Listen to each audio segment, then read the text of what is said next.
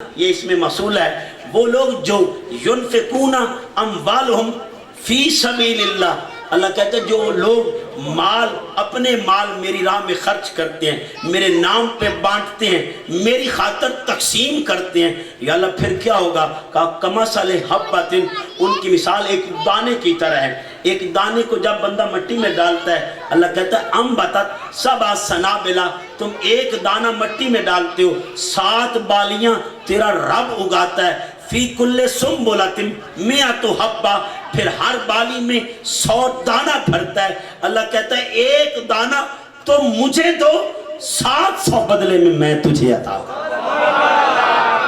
تو دوستان گرامی قدر ایک سوال کیا میں نے اپنے رب کبریا سے، یا اللہ تو بڑا وسعت والا ہے، تو قدرت والا ہے، بس 700 دانہ۔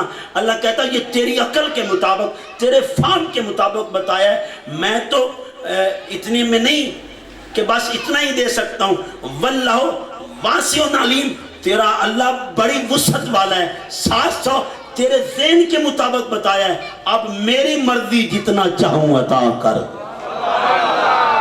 اب دوستان گرامی قدر اس سے متصل بات اگلی آیت پڑھ رہا ہوں 262 نمبر میں، پھر اللہ نے خیرات پہ بات کی ہے کہ الذین ينفقون اموالہم فی سبیل اللہ، جو لوگ اللہ کے راستے میں بانٹتے ہیں، ثم لا یتبعون، اور وہ جتلاتے نہیں، اذیت نہیں دیتے، لوگوں کو تکلیف نہیں دیتے، جتلاتے نہیں، وہ عطا کرتے ہیں اور اجر بھی لوگوں سے نہیں مانگتے۔ فَلَهُمْ أَجْرُهُمْ عِنْدَ رَبِّهِمْ، ان کا اجر اللہ کے پاس ہے، اللہ کے پاس ہے، اللہ ہی انہیں اجر عطا کرے گا۔ وَلَا خَوْفٌ عَلَيْهِمْ وَلَا هُمْ يَحْزَنُونَ، نہ انہیں کوئی خوف ہے اور نہ کوئی غم ہے۔ آؤ عزیزان محتشم دن نشین کر لیں، جو لوگ اللہ کے راستے میں بانٹتے ہیں وہ جھجکتے نہیں، یہ ڈر انہی کو ہے جو اللہ کی خاطر نہیں بانٹتے۔ ذہن نشین کر لیں، اللہ پاک ارشاد فرماتے ہیں لوگوں ہر حال میں بانٹتے رہو۔ میں سورہ بقرہ کی آیت نمبر 195 پڑھ رہا ہوں، یعنی 195 نمبر ہے۔ اللہ کہتا ہے وَأَنفِقُوا فِي سَبِيلِ اللَّهِ، اور اللہ کے راستے میں خرچ کرو، وَلَا تُلْقُوا بِأَيْدِيكُمْ إِلَى التَّهْلُكَةِ، اور اپنے ہاتھوں سے اپنے آپ کو برباد نہ کرو، یعنی کنجوسی کر کے اپنے آپ کو برباد نہ کرو، بانٹ کے اپنے آپ کو آباد کرو۔ وَآسِنُوا، اور احسان کرتے رہو، بھلائیاں کرتے رہو، لوگوں کی خدمتیں کرتے رہو، لوگوں کے مسائل کو حل کرتے رہو، نیکیاں بھلائیاں کرتے رہو۔ ان اللہ، یہ قاعدہ حصر ہے، اللہ کہتا ہے ان اللہ یحب المحسنین، بے شک تیرا اللہ احسان کرنے والوں کو محبوب رکھتا ہے، ان سے محبت رکھتا ہے۔ تو دوستان گرامی قدر ذہن نشین کر لے۔ اب اللہ پاک ارشاد فرماتے ہیں آیت نمبر 264 میں، یا ایھا الذین آمنو، جیسے آج ہم کہتے ہیں کہ واہ واہ ہو جائے، بلے بلے ہو جائے، لوگ کہیں بڑی میلاد کرائی ہے، بڑی دیگیں چڑھائی ہیں، بڑا بانٹا ہے، بڑا سخی ہے۔ آؤ صاحبان محتشم، اب اللہ اس پر بھی کلام فرما رہے ہیں، یا ایھا الذین آمنو لا تبطلوا صدقاتکم، اپنے صدقے ضائع نہ کرو، بالمن ولا اذی، لوگوں کو جتلا کر اور لوگوں کو ستا کر اذیت دے کر اپنے صدقے ضائع نہ کرو۔ ہیں میں نے اتنا بڑا میلاد کرایا، لوگوں کو شریک کو آگ لگ گئی، وہ بھڑک اٹھے۔ دوستان گرامی قدر جو بھی کرو اللہ کی رضا کی خاطر کرو، کسی کو جلانے کے لیے نہیں، کسی کو ستانے کے لیے نہیں، کسی پر احسان جتلانے کے لیے نہیں۔ جب بھی بانٹو، خرچ کرو تو آپ کے خرچ کا مقصد اللہ کی ذات ہو تو یہ صدقہ قبول ہے۔ تو جو اس سے ہٹ کے ہو، لوگوں کو جتلانے کے لیے ہو، لوگوں کو ستانے کے لیے ہو، تو اللہ کہتے ہیں صدقوں کو ضائع نہ کرو۔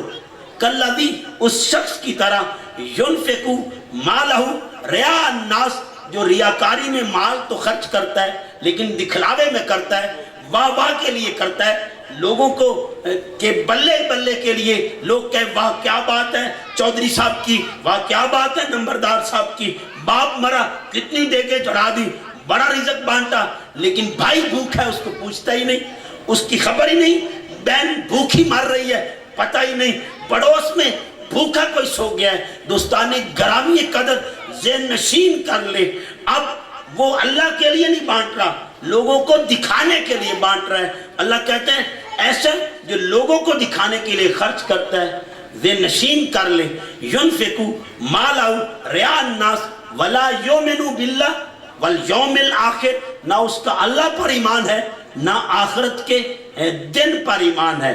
تو دوستان گرامی قدر بات رکی نہیں، کمثل اللہ کہتے ہیں اس کی مثال اس طرح کی ہے، صفوان ایک پتھر کی مثال ہے، ایک چکنے پتھر کی مثال ہے، علیہ تراب اس پر مٹی ہو، فاصابہ وابل، پھر تیز بارش برسے تو وہ مٹی صاف ہو جائے، پتھر سے ہٹ جائے، یہی مثال اس کے فتارکہ سالدہ، وہ مٹی ہٹ جائے، وہ مٹی سے صاف ہو جائے۔ ایسے ہی خیرات جو دکھاوے کے لیے ہوگی تو دوستان گرامی قدر ذہن نشین کر لیں وہ اس پتھر پر مٹی کی طرح ہے، ذہن نشین کر لیں دکھاوا کیا ہے، اس پر بھی کلام کرتا ہوں اور میری طبیعت میں ہے اور میرا نقل گفتگو اللہ کے قرآن اور حضور کے فرمان پر پروان چڑھتا ہے۔ تو دوستان گرامی قدر ذہن نشین کر لیں، ہم سمجھتے ہیں دکھاوا یہ ہے کہ کسی لوگ دیکھ رہے ہوں میں ناصر کو دوں کہ یہ رکھ لے، یہ چیز رکھ لے، تو آپ دیکھیں پیر صاحب تو دکھا کے دے رہے ہیں، یہ دکھاوا نہیں ہے۔ دکھاوا کیا ہے، اس پر بھی قرآن نے خود فلسفہ اس فلسفے پر بات کی ہے۔ دوستان گرامی قدر ذہن نشین کر لیں، میں سورہ بقرہ ہی کی آیت نمبر 271 پڑھ رہا ہوں، گھر جا کے پڑھیے گا ضرور۔ ان تبد الصدقات، جو صدقہ دے یعنی خیرات کرے، ظاہر خیرات دے، ظاہر لوگوں کو دکھا کے دے۔ اب دکھاوا کیا ہے اور دکھا کے دینا کیا ہے؟ دکھاوا اور ہے اور دکھا کے دینا اور ہے۔ اللہ کہتے ہیں ان تبد الصدقات، صدقے ظاہر دے، لوگ دیکھ رہے ہوں، لوگوں کے سامنے دے، فَنِعِمَّ هِيَ، تو بس یہ بہتر ہے، تو یہ بہتر ہے۔ لیکن اللہ کہتے ہیں وَإِن تُخْفُوهَا وَتُؤْتُوهَا الْفُقَرَاءَ، اور اگر چھپا کے دے فَهُوَ خَيْرٌ لَكُمْ، تو یہ اس سے بھی بہتر ہے، یہ اس سے بھی بہتر ہے۔ اگر چھپا کے دے تو پھر دکھاوا کیا ہے؟ دوستان گرامی قدر پھر سورہ بقرہ ہی کی آیت نمبر 274 پڑھ رہا ہوں۔ اللہ کہتے ہیں الذین ينفقون اموالہم باللیل والنہار سرا وعلانیۃ فلہم اجرہم عند ربہم ولا خوف علیہم ولا ہم یحزنون۔ الذین، وہ لوگ جو ينفقون اموالہم، اپنے مال خرچ کرتے ہیں، اپنے مال خرچ کرتے ہیں، باللیل، رات کو، والنہار، اور دن کے اجالے میں۔ رات اب تاریک ہے، چھپا کے دیا، اب دن کے اجالے میں دیا، لوگ دیکھ رہے ہیں۔ اللہ نے پھر اور وضاحت کی، سرم وعلانیتاً، چھپا کے دیا، وعلانیتاً، اور اعلان کر کے عطا کیا۔ لیکن دینے کا مقصد صرف اللہ کی ذات تھی، اللہ کی رضا تھی، اللہ کی منشا تھی، اللہ کی خوشنودی تھی، اللہ کو راضی کرنا تھا، اللہ کو منانا تھا، مقصد صرف اس کی رضا تھی۔ تو اللہ کہتے ہیں فَلَهُمْ أَجْرُهُمْ عِنْدَ رَبِّهِمْ، تو ان کا اجر بھی ان کے رب کے پاس ہے، ان کا اجر بھی ان کے رب کے پاس ہے۔ تو اب دکھلاوا کیا ہے اور دکھا کے کیا ہے؟ فرق صرف اتنا ہے، جو لوگوں کے لیے خرچ کرتا ہے، لوگ دیکھیں، لوگ واہ واہ کریں، لوگ عش عش کر اٹھیں، لوگ بلے بلے کریں، لوگ کہیں بڑا سخی ہے، لوگ کہیں یہ بندہ تو کمال کی چیز ہے۔ نہیں صاحب، جس کے مقصد میں بانٹنے میں صرف ایک ہی مقصد ہو کہ میرا رب راضی ہو، چاہے وہ دکھا کے دے چاہے وہ چھپا کے دے، تو اللہ کہتے ہیں فَلَهُمْ أَجْرُهُمْ عِنْدَ رَبِّهِمْ، تو اس کا اجر میرے پاس ہے۔ آؤ دوستانے گرامی قدر، آج ہم بانٹنے پہ بڑے کنجوسی کرتے ہیں، ہم جھجکتے ہیں، پتہ نہیں کیا ہو جائے گا۔ آؤ عزیزان محتشم، میرے آقا جانی رحمت عالم صلی اللہ علیہ وآلہ وسلم ایک مثال سے بات واضح کرتے ہیں اور ایک واقعے سے بات کو واضح کرتے ہیں۔ حضور فرماتے ہیں ایک شخص چٹیل میدان پہ کھڑا تھا، چوٹیلے میدان پہ، تو اسے بادلوں سے آواز آئی کہ فلاں بندے کے باغ پر برس جاؤ۔ وہ بڑا حیران ہوا، بادل بول رہے ہیں، وہ بادلوں کے ساتھ چل پڑا۔ حضور فرما رہے ہیں صلی اللہ علیہ وسلم، چلتے چلتے وہ بادل پہاڑی سلسلے کے پاس پہنچے، پہاڑوں پر ان بادلوں نے پانی برسا دیا۔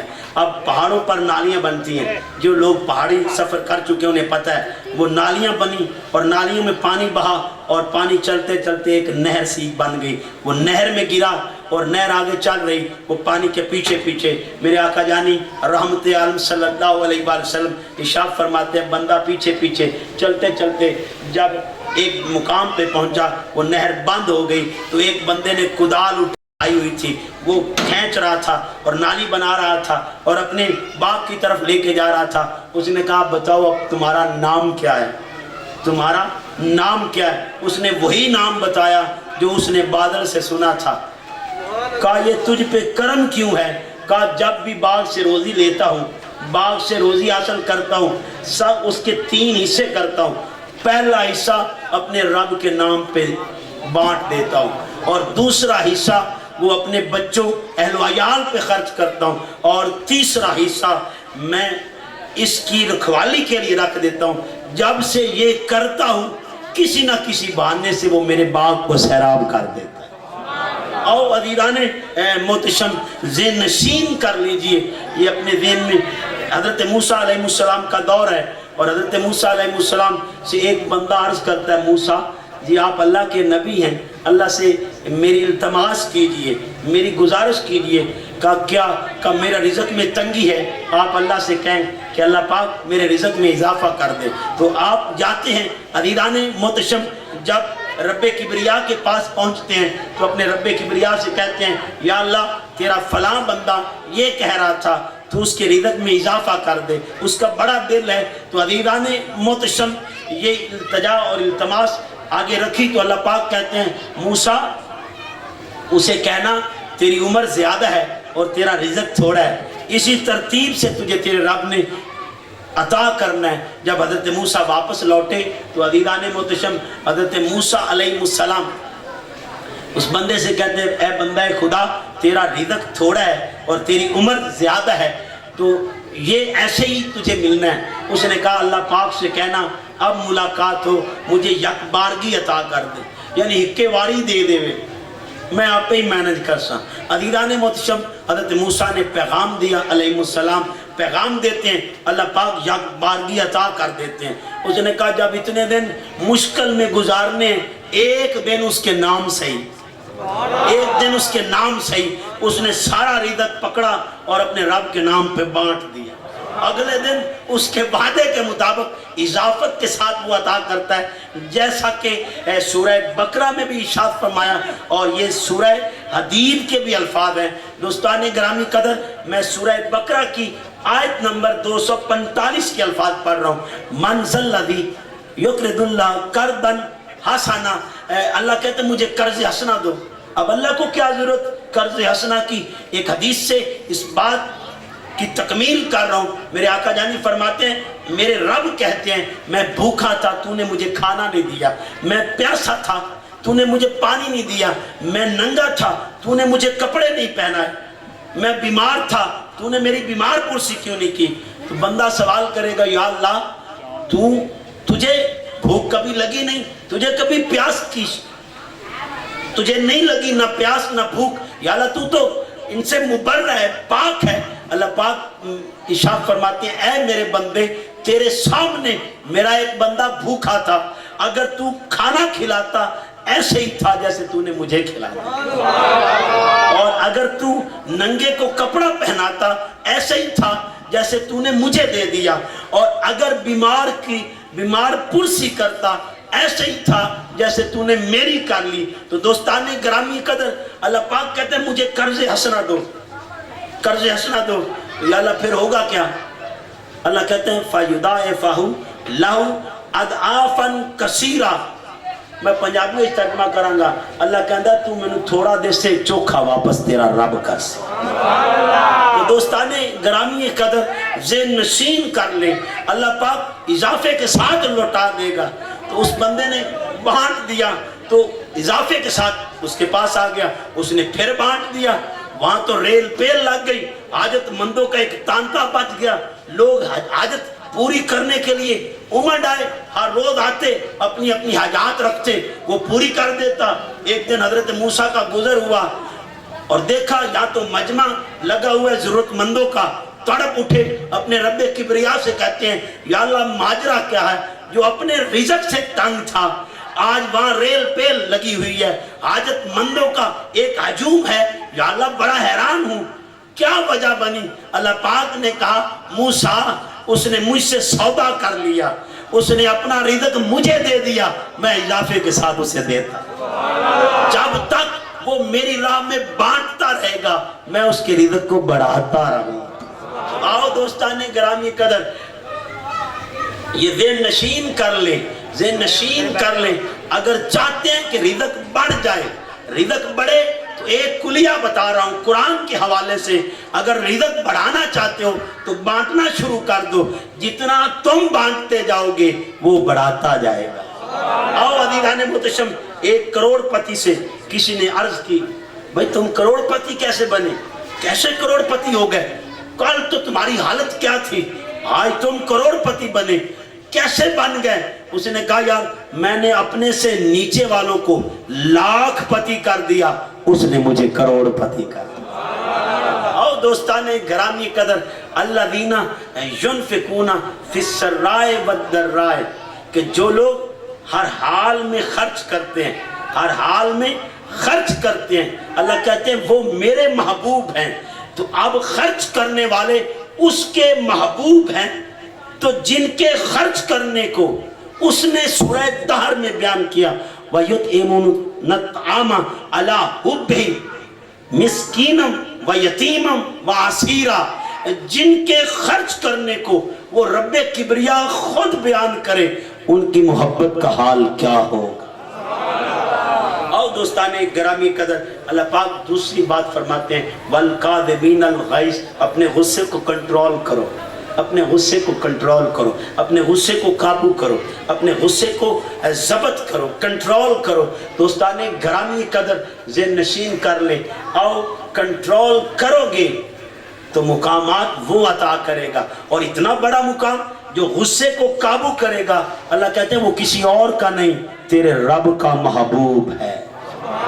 تو غصے کو کنٹرول کرنا ہے۔ عزیزان محتشم، ایک واقعہ تو آپ کو یاد ہی ہوگا، علماء سے آپ نے سن رکھا ہے کہ حضرت مولا علی شیر خدا، ایک کافر کی چھاتی پر آپ کا قدم ہے اور تلوار آپ کے ہاتھ میں ہے اور وہ میان سے نکل چکی ہے اور اس کے سر کاٹنے کو بالکل وہ تیار ہیں، ابھی کاٹنے کے لیے ہاتھ چلانا تھا، گردن کٹ جانی تھی، اس نے کیا کیا، اس نے آپ کی طرف تھوک دیا، اب تلوار نہیں چلی، تلوار میان میں چلی گئی، وجہ کیا تھی؟ یا علی آج کیا وجہ بنی؟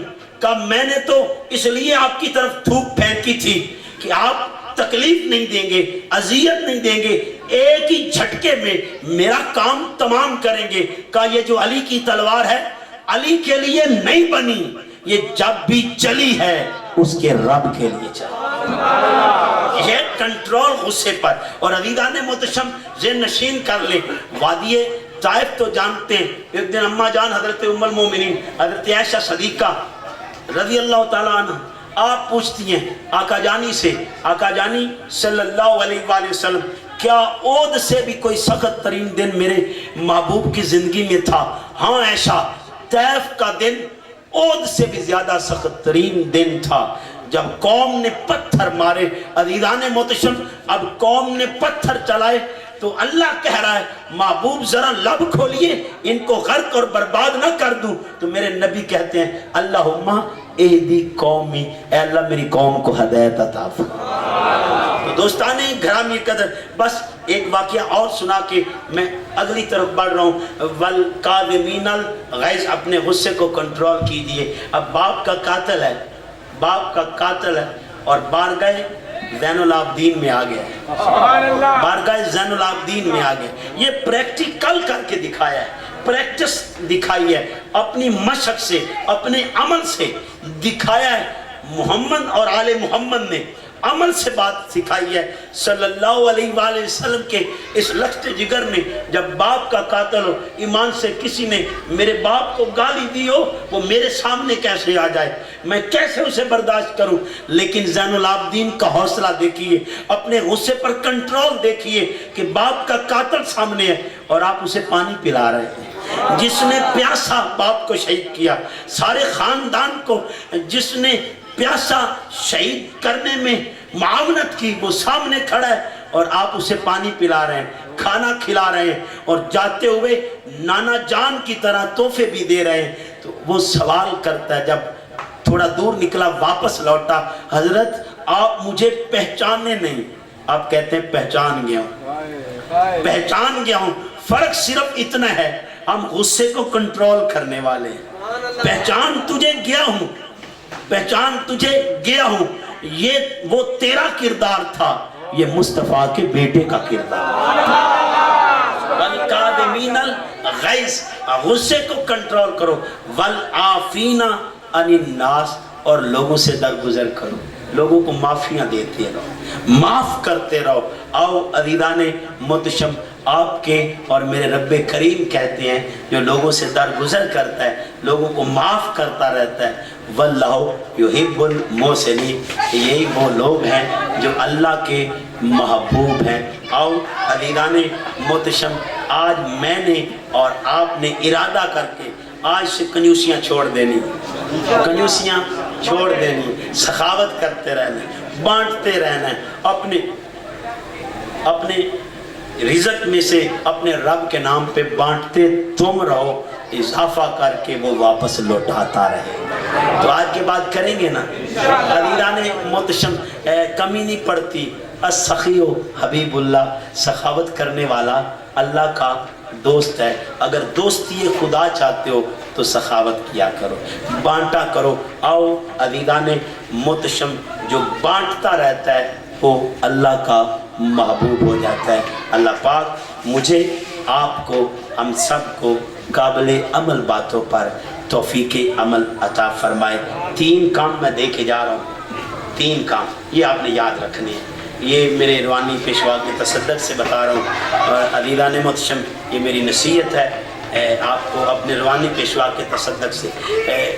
بس اس میں جو زیادہ بیسڈ ہے, جس پر انسان کی پوری زندگی, وہ یاد رکھ لو, بے نشین کر لیں. اگر دنیا میں فلاح چاہتے ہیں تو سب سے بڑے دشمن کو ماریے, اور وہ سب سے بڑا دشمن انسان کا نفس ہے. اور اس کو سب سے اچھا طریقہ اس کو مارنے کا وہ آنکھ ہے, آنکھ ہے. آنکھ میں حیا پیدا کیجئے, جس کی آنکھ میں حیا ہوگا اس کا وہ حیا والا بھی حیا کرتا ہے. دوستان گرامی قدر, اپنی آنکھ میں حیا پیدا کیجئے. دوسری بات, جو بندہ زبان کا سچا ہو جائے, اپنی زبان کو سچائی سے لبریز کر لے, تو اللہ پاک قرآن پاک میں ارشاد فرماتے ہیں, قال اللہ فرماتا ہے, ھذا سورہ مائدہ کی آیت نمبر 119 ہے, ھذا یوم ینفع الصادقین صدقہم, کہ اس دن نفع دوں گا ان کو جو سچے ہوں گے. لہم جنت تجری من تحتہا الانہار خالدین فیہا ابدا, میں ان کو جنتیں دوں گا, باغات عطا کروں گا جن کے نیچے نہریں بہتی ہیں. اللہ کہتے ہیں رضی اللہ عنہم ورضوا عنہ, اللہ ان سے راضی, وہ اللہ سے راضی. ذالک الفوز العظیم, اللہ کہتے ہیں یہی بڑی کامیابی. تو اپنی زبان کو سچائی دینی. اور تیسرا عمل, اپنی شرمگاہ کی حفاظت کرنی, اپنی شرمگاہ کی حفاظت کرنی. ایک حدیث کے الفاظ کے ساتھ بات ختم کر رہا ہوں. میرے آقا جانی فرماتے ہیں, جو بندہ 2 جبڑوں کے درمیان اور 2 ٹانگوں کے درمیان والی چیز کی ضمانت دے, میں محمد عربی صلی اللہ علیہ وآلہ وسلم اسے جنت کی ضمانت دیتا ہوں. اللہ پاک مجھے آپ کو قابل عمل باتوں پر توفیق عمل عطا فرمائے. آخر دعواہم الحمدللہ.